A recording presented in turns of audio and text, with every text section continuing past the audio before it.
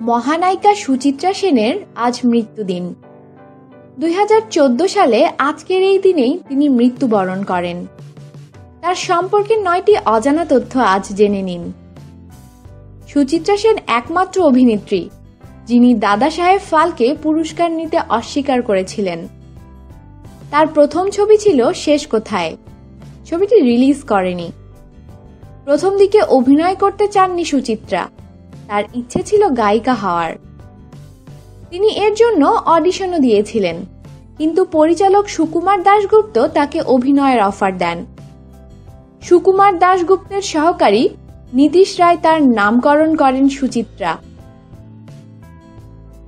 এর আগে তিনি ছিলেন রমা।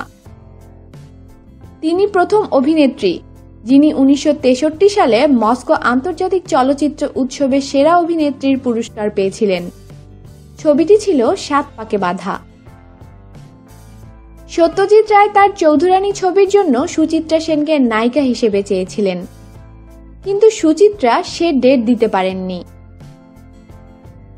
সেই কারণে ছবিটি বানাননি সত্যজিৎ রায়। শুধু বাংলা ফিল্ম ইন্ডাস্ট্রি নয়, বলিউডেও কাজ করেছিলেন সুচিত্রা সেন।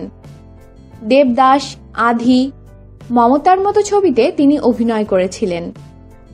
তবে রাজ কাপুরের অফার তিনি ফিরিয়ে দিয়েছিলেন। শোনা যায় রাজ কাপুর ফিল্মি কায়দায় তাকে ছবির জন্য অফার দিয়েছিলেন। মাটিতে হাঁটু গেড়ে বসে হাতে ফুলের তোড়া নিয়ে প্রস্তাব দিয়েছিলেন তিনি।